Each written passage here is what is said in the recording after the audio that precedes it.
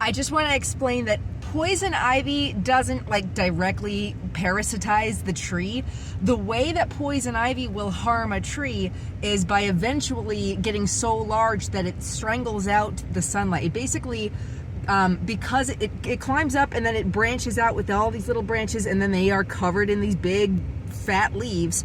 Eventually those leaves are blocking the sunlight from hitting the tree leaves. So basically the poison ivy just takes over the whole thing. It gets all the way to the top of the canopy and gets all the sunlight, and the trees below it, including the tree that it just climbed up, can't get enough sunlight, and eventually it will die.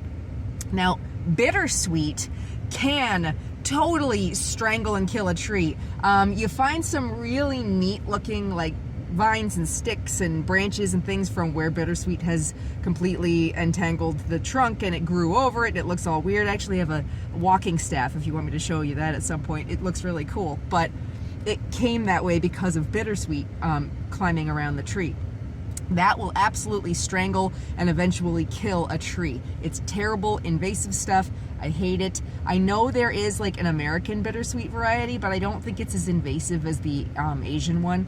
And grapevines, technically I think grapevines can also pull a tree down, but in all honesty, grapevines are really cool because in some places out here, you can like jump on a grapevine and swing through like Tarzan. You just have to be careful you're not swinging over like a lake or a river or an old shallow well like I did when I was a kid, because that was a friggin' stupid thing to do.